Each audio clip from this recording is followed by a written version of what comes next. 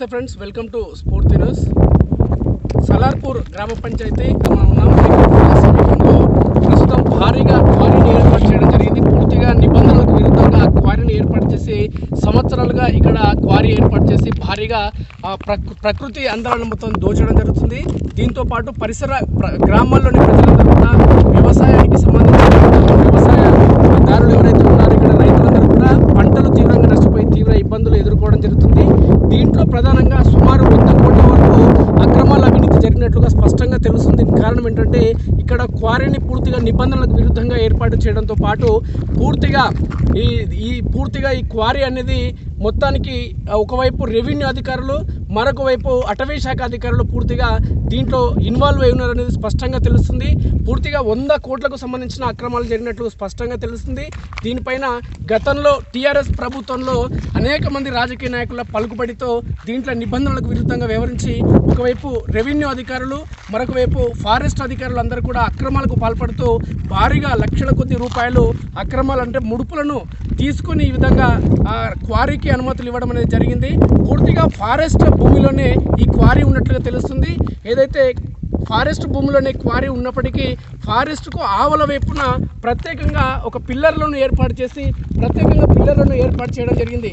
క్వారీకి దూరంగా అంటే క్వారీ అనేది ఫారెస్ట్ భూమిలో లేదు అని చూపించడానికి ఫారెస్ట్ అధికారులు లేదా రెవెన్యూ అధికారులు ఇద్దరు కూడా కుమ్మక్కై అక్రమాలకు పాల్పడడం జరిగింది. అక్కడ ప్రత్యేకంగా స్తంభాలను కూడా ఏర్పాటు చేయడం జరిగింది. ఆ దిమ్మలు ఏర్పాటు చేయడం జరిగింది. అంటే దిమ్మల అవతలి భాగంలోనేమో ఫారెస్ట్ భూమి, దిమ్మల ఇవతల క్వారీ అంటే ప్రత్యేక భూమి అనే కోణంలో క్వారీ అనేది ఫారెస్ట్ భూమిలో నిర్వహించడం లేదు అనే కోణంలో రెవెన్యూ అధికారులు, ఫారెస్ట్ అధికారులు కుమ్మక్కై అక్రమాలకు పాల్పడి భారీగా డబ్బులు తీసుకొని ఈ విధంగా అక్రమాలకు పాల్పడినట్టు స్పష్టంగా తెలుస్తుంది. గతంలో టీఆర్ఎస్ పార్టీ అంటే కుటుంబ పాలనతోని అవినీతి అక్రమాలకు కేర్ ఆఫ్ అడ్రస్గా మారింది. దీనికి ప్రభుత్వ ఉద్యోగులు కూడా వత్తాసు పలకడం జరిగింది. ప్రస్తుతం తెలంగాణ రాష్ట్రంలో కాంగ్రెస్ పార్టీ అధికారంలోకి వచ్చింది కాబట్టి ఈ అక్రమాలన్నిటి కూడా టీఆర్ఎస్ పార్టీ ఏవైతే అక్రమాలు చేయించిందో, అక్రమాలకు వంత పాడిందో అవన్నీ కూడా అక్రమాలకు చెక్ పెడుతూ ఈ ప్రకృతికి నష్టం చేసే నిబంధనలు తీసుకోవడం జరిగిందో, ప్రకృతికి నష్టం చేసే విధంగా ఏవైతే నిర్ణయాలు తీసుకోవడం జరిగిందో ఇవన్నిటిని కూడా ఖచ్చితంగా నిర్వహించాల్సిన అవసరం ఉంది. కల్వకుర్తి నియోజకవర్గంలోని ఈ కడతాల మండల కేంద్రంలో ప్రస్తుతం రంగారెడ్డి జిల్లాలో ఉన్నటువంటి ఈ కడతాల మండల పరిధిలో ఇంత 100 కోట్ల కుంభకోణం అనేది చరిత్రలో అంటే గతంలో ఎన్నడూ కూడా ఇంత భారీ మొత్తంలో అవినీతి అనేది జరగలేదు. మొట్టమొదటిసారిగా ఈ క్వారీ రూపంలో 100 కోట్ల కుంభకోణం జరిగింది అనేది ఇక్కడ ఉన్నటువంటి స్థానిక ప్రజలు కావచ్చు, లేదంటే ప్రస్తుతం అంటే రాజకీయ నాయకులు గారు వీళ్ళందరూ చెప్పడం అనేది నిజంగా సంభ్రమాశ్చర్యాలకు గురి చేయడం జరుగుతుంది. కాబట్టి ఈ క్వారీ పైన ఖచ్చితంగా ఉన్నతాధికారులు, ఏసీబీ అధికారులు, సిబిఐ అధికారులు ఖచ్చితంగా చర్యలు తీసుకోవాల్సిన అవసరం ఉంది. ఉన్నత స్థాయి అధికారుల పర్యవేక్షణలో విచారణ జరిగితే మాత్రమే దీంట్లో నిజాలు నిగ్గితేలే అవకాశం ఉంది. కాబట్టి 100 కోట్ల అంశానికి సంబంధించిన ఈ అంశం పైన ఖచ్చితంగా రాష్ట్ర ప్రభుత్వం దృష్టి సారించాల్సిన అవసరం ఉంది. ప్రధానంగా ముఖ్యమంత్రి రేవంత్ రెడ్డి కల్వకుర్తి నియోజకవర్గంలో పుట్టి పెరిగిన వ్యక్తి కాబట్టి ప్రధానంగా కడతాల మండలంలో ప్రత్యేకంగా రేవంత్ మిత్రమండలి ఆధ్వర్యంలో అత్యంత సన్నిహిత సంబంధాలు ఉన్న వ్యక్తులు ఇక్కడ ఉన్నారు. కాబట్టి ఈ అంశం పైన, ఈ అవినీతి కుంభకోణం పైన ఖచ్చితంగా ముఖ్యమంత్రి రేవంత్ రెడ్డి దృష్టి సారించాల్సిన అవసరం ఉందని ఈ ప్రాంత ప్రజలు కోరడం జరుగుతుంది. ప్రధానంగా ఫారెస్ట్ అధికారులు ప్రత్యేకంగా ఈ క్వారీకి యువతల వైపున ఈ పిల్లర్లను ప్రత్యేకంగా ఏర్పాటు చేయడం జరిగింది. ఈ పిల్లర్ యువతల భాగంలోనే ఫారెస్ట్కి సంబంధించిన భూములు అని చెప్తూ ఈ పిల్లర్కి మళ్ళీ లెఫ్ట్ సైడ్లో పూర్తిగా సంబంధించిన భూమి అనే కోణంలో ఫారెస్ట్ అధికారులు, అదేవిధంగా రెవెన్యూ అధికారులు ఈ ప్రాంత ప్రజలను నమ్మించే ప్రయత్నం చేయడం జరుగుతుంది. అంటే ఈ పిల్లర్ నుంచి ఇక్కడ వైపు మొత్తం పూర్తిగా క్వారీకి సంబంధించిన భూమి అని ఒకవైపు రెవెన్యూ అధికారులు, మరోవైపు ఫారెస్ట్ అధికారులు నమ్మించే ప్రయత్నం చేయడం జరుగుతుంది. అదేవిధంగా పిల్లర్ ఇటువైపు ఉన్నటువంటి ఫారెస్ట్ భూమి అనే కోణంలో ఇది ఫారెస్ట్ భూమి, అది క్వారీ భూమి అనే కోణంలో ఈ ప్రాంత ప్రజలను కావచ్చు, లేదంటే రాష్ట్ర ప్రభుత్వాన్ని కూడా ఒకవైపు మోసం చేసి ఈ అంటే డబ్బుకు ఆశపడి ఫారెస్ట్ భూమిని కావచ్చు, లేదంటే ఈ ప్రకృతిని మొత్తం నాశనం చేసే ప్రయత్నం ఒకవైపు ఫారెస్ట్ అధికారులు, రెవెన్యూ అధికారులు చేస్తున్నారు అనడంలో ఎలాంటి సందేహం లేదు. భారతదేశానికి స్వాతంత్రం సిద్ధించి సుమారు 7 దశాబ్దాలు పైబడిన ప్రస్తుత తరుణంలోనూ అడవి బిడ్డల బతుకులు ఎక్కడ వేసిన గొంగడి అక్కడే అన్న చందంగా కారు చీకట్లోనే కొనసాగుతున్నాయి. మౌలిక వసతులకు దూరమై కనీసం సమాచారం, రోడ్లు, తాగేందుకు నీరు తదితర సమస్యలతో ఇప్పటికే ఇబ్బందులు పడుతున్న గిరిజన కుటుంబాలకు సంబంధించిన సోదరులు ప్రకృతి విపత్తు సృష్టించి పర్యావరణాన్ని దెబ్బతీసే రాజకీయ నాయకులు, అధికార పార్టీకి చెందిన నేతలు, ప్రభుత్వ అధికారుల తీరుతో అడవి బిడ్డల బతుకులు ఆగమవుతున్నాయి.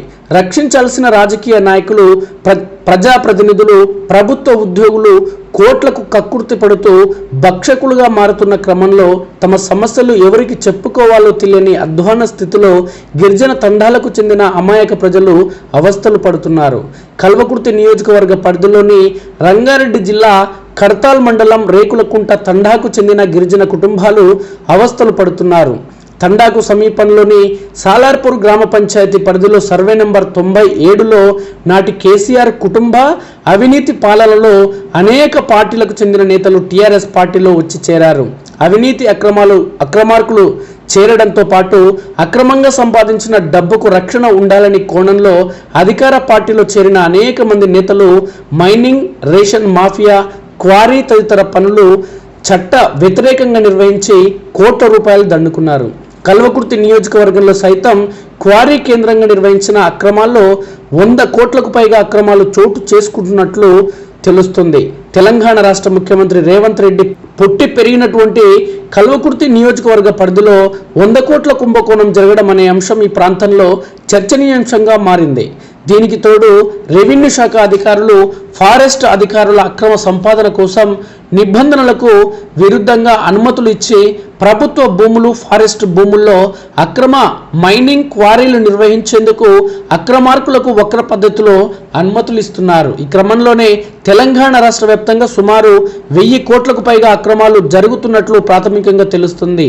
ఈ అక్రమాలపై నిగ్గు తేలాలంటే ఏసీబీ, సిబిఐ, విజిలెన్స్ అధికారులతో నిష్పక్షపాత విచారణ నిర్వహించాల్సిన అవసరం ఉందని ఈ ప్రాంత ప్రజలు కోరుకుంటున్నారు. ప్రధానంగా అచ్చంపేట పరిధిలోని గోదాల్, బల్మూరు మండల పరిధిలోని నర్సాయిపల్లి, వనపర్తి పరిధిలోని బుచ్చిరెడ్డిపల్లి, వనపర్తి పరిధిలోని చెన్నారం, ఎల్లకొండ, కొడంగల్ పరిధిలోని గండీడు సమీపంలోని గోవిందాయపల్లి తదితర ప్రాంతాల్లో అక్రమ మార్గాల్లో క్వారీలు, మైనింగ్ తదితర చట్ట వ్యతిరేక కార్యక్రమాలు కొనసాగుతున్నట్లు దీనికి ప్రధాన కారకుడు Paparao, deputy commissioner of RTA అనే వ్యక్తి అని అనేక మంది బినామీల సాయంతో ఆయన తెలంగాణ రాష్ట్ర వ్యాప్తంగా భారీగా అక్రమాలు చేస్తున్నట్లుగా తెలుస్తుంది.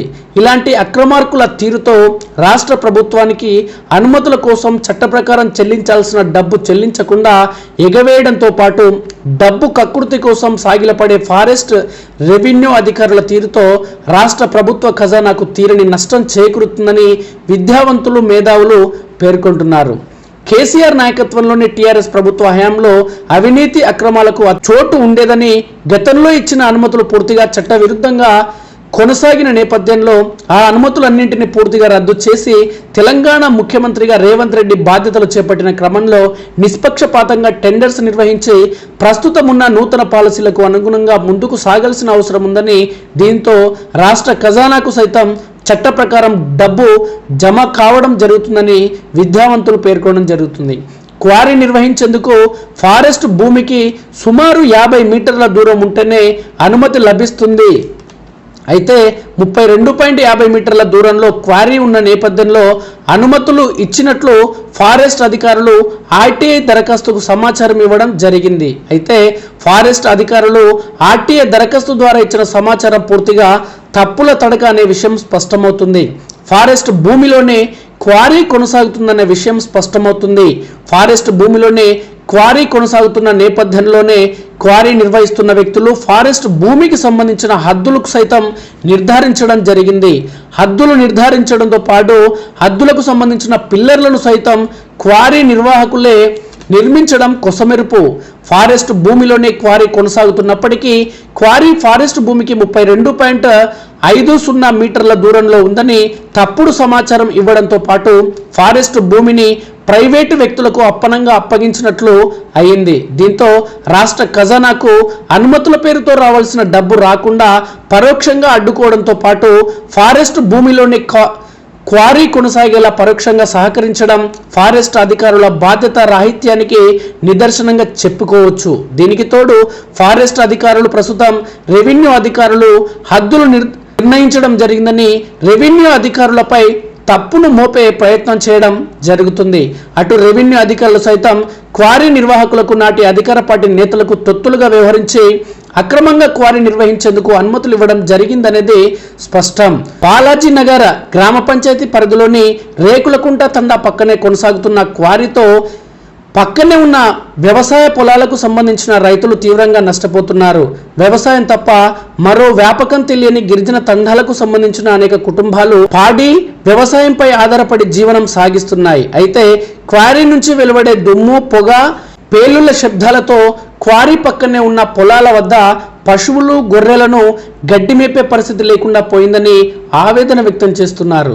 దీనికి తోడు క్వారీ నిర్వహించే క్రమంలో పేలుళ్లు భారీ శబ్దాలతో వస్తున్న క్రమంలో క్వారీ పక్కనే ఉన్న వ్యవసాయ పొలానికి సంబంధించిన గిరిజన రైతు సుమారు 1,00,000కు పైగా విలువ చేసే ఆవు మృత్యువాత పడింది.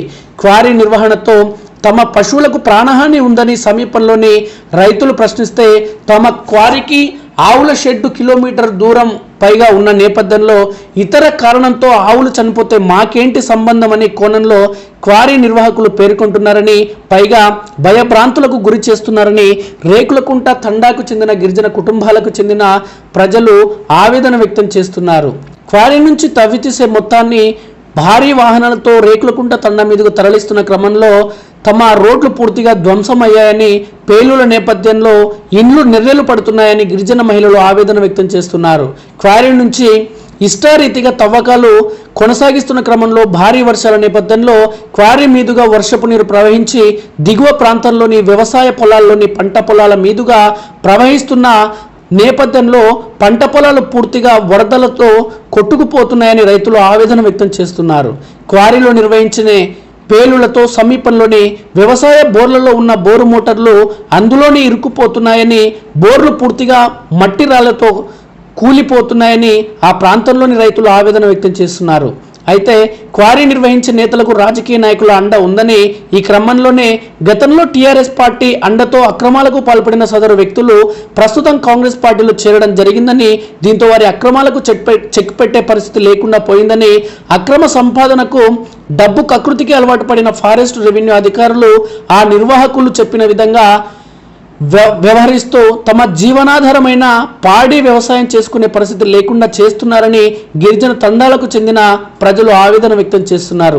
తమ తండా సమీపంలో నిబంధనలకు విరుద్ధంగా కొనసాగుతున్న క్వారీని వెంటనే మూయించాలని, రాజకీయ నేతలు ఇలాంటి అక్రమార్కులకు వంత పాడకూడదని ఈ ప్రాంత ప్రజలు కోరుతున్నారు.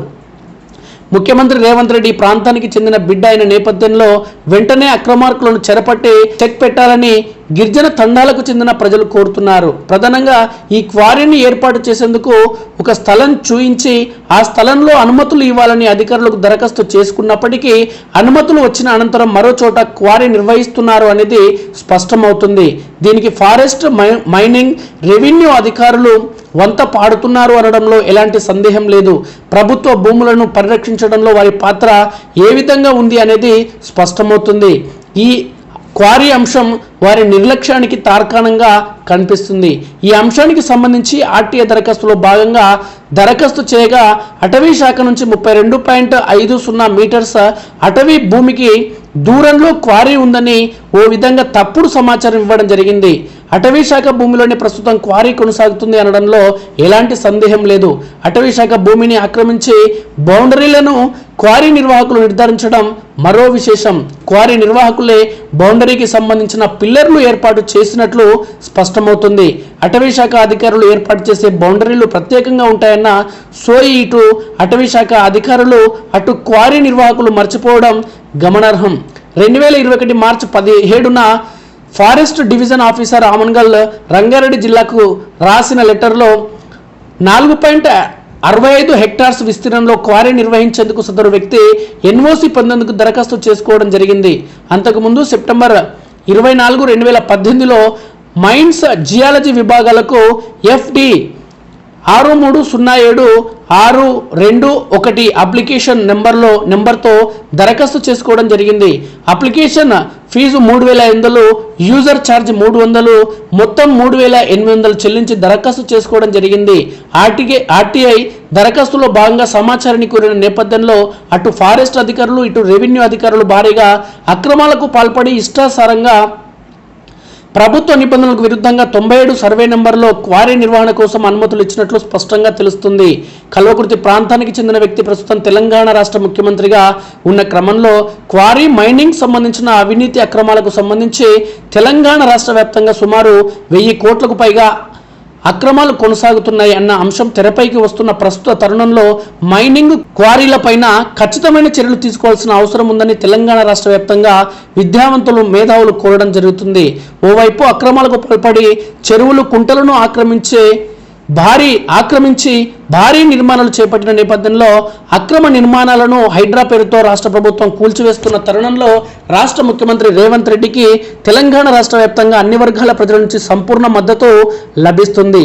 అక్రమార్కుల చెరపడుతూ వారికి రాజకీయ సినిమా అండ ఉన్నప్పటికీ, వారు హీరోలు ఇతర రాజకీయ ప్రముఖులు అయినప్పటికీ వారి స్థాయిని చూడకుండా నిబంధనలకు వ్యతిరేకంగా రాష్ట్ర ప్రభుత్వ ఆదాయానికి గండి కొట్టే విధంగా, ప్రకృతిని నాశనం చేసే విధంగా చెరువులు కుంటలను ఆక్రమించుకుని నిర్మించిన నిర్మాణాలన్నింటినీ నేలమట్టం చేయడంపై తెలంగాణ రాష్ట్ర వ్యాప్తంగా ముఖ్యమంత్రి రేవంత్ రెడ్డిపై హర్షాతిరేకాలు వ్యక్తమవుతున్నాయి. మైనింగ్ క్వారీలకు సంబంధించి అవినీతి అక్రమాలకు ఫారెస్ట్ రెవెన్యూ అధికారులు కాసుల కక్కుర్తితో వత్తాసు పలికి రాష్ట్ర ప్రభుత్వ ఆదాయానికి గండి కొట్టిన నేపథ్యంలో అలాంటి అవినీతి అధికారులపై ఏసీబీ, సిబిఐ, విజిలెన్స్ అధికారులతో విచారణ నిర్వహించడంతో పాటు ఫారెస్ట్ ప్రభుత్వ భూములను సైతం పరిరక్షించాల్సిన బాధ్యత తెలంగాణ ముఖ్యమంత్రి రేవంత్ రెడ్డి పైన ఉందని రాష్ట్ర వ్యాప్తంగా ప్రజలు కోరుతున్నారు. ప్రధానంగా కల్వకుర్తి నియోజకవర్గం రేవంత్ రెడ్డి సొంత ప్రాంతమైన నేపథ్యంలో కల్వకుర్తి నియోజకవర్గంలో సుమారు 100 కోట్లకు పైగా అక్రమ క్వారీ కొనసాగుతున్న నేపథ్యంలో ఈ క్వారీ పైన ప్రత్యేక దృష్టి సారించి క్వారీకి పూర్తిగా అనుమతులు రద్దు చేయాలని ఈ ప్రాంత ప్రజలు, విద్యావంతులు, మేధావులు కోరుతున్నారు. బ్లాస్టింగ్ కావడం వల్ల ఇక్కడ బోర్లు ఇరుకబడ్డాయి. ఈ 2-3 ఆవులు కింద చనిపోవడం జరిగింది.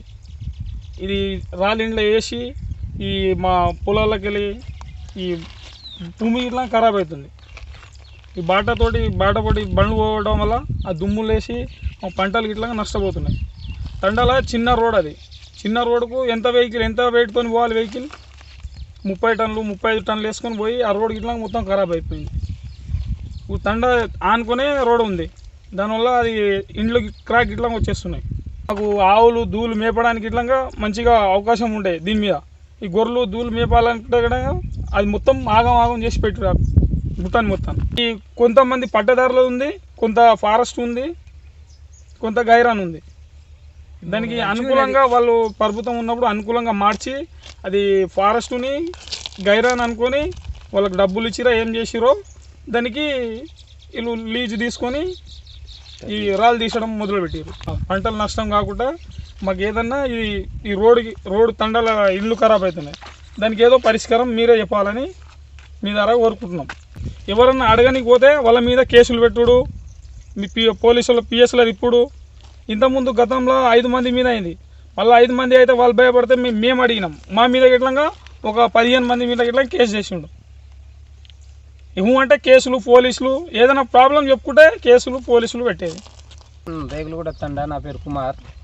ఇక్కడ మైనింగ్ వల్ల మాకు వాటర్ వచ్చేసి అంత వరిసే నాటేస్తే అని వరాలు తెగిపోవడం, ఏదైనా పనికి పంట చేతికి అందతలేదు, ఏదైనా చెప్తే కేసులు ఇది అవుతుంది. 2-3 సార్లు వచ్చినప్పుడు సార్ మరి కట్టలు వాటర్ ఎట్లా అని చెప్తే చేపిస్తా అని చేపియలే. కట్టాలి సార్కి అడిగిన, సార్ మరి ఇట్లా వాటర్ వస్తుంది, పంట నష్టం అవుతుంది, మరి ఎట్లా బోర్లు పోస్తలేదు, బ్లాస్టింగ్ ఎక్కువ, ఎవరు ఒకవేళ ఆడితే ఎవరికి చెప్పుకోపో అని చెప్తుర్రు. ఇక మేము మా పరిస్థితి ఎవరు పట్టించుకుంటలేరు. అందుబాటులో ఇప్పుడు మేము ఎవరికి చెప్పుకోవాలంటే 10 మందికి చెప్పినా కూడా ఎవరు ఇది చేస్తలేరు. మనకు ఏదైనా ఉంటే కేసులు దీనికి దానికి అని అంటారు. తండాలు ఎవరైనా అడగాలంటే కూడా భయపడిపిస్తుర్రు. ఇప్పుడు ఇంటి నుంచి ఆడదాకా అంతా వరిసి నాటితే ఏదో పంట చేతికి వస్తలేదు. లక్షల పంటకు అయితే రూపాయలు పెడుతున్నాం, కష్టం చేస్తున్నాం. ఇక మన వర్షంకి గుట్ట మీద నీళ్ళు అంతా వాటర్ వచ్చేసి ఇక అన్నీ పలిగిపోయినాయి. కూలీలకు పెట్టినాము, అయినా కూడా ఇప్పుడైనా మడ్లు కూడా ఆగుతలేదు. ఇప్పుడు ఆ కట్టలు కట్టేసినాం కాబట్టి ఆ నీళ్ళు ఆగుతలేదు, ఈ వాటర్ అంతగానం వస్తుంది, మేమంతా నష్టమవుతున్నాము. ఇక మాకు పట్టించడం లేరనా, ఇక మీరు మీడియా వాళ్ళనా ఇక ఏదైనా సహకరించాలంటే ఇక మీరే.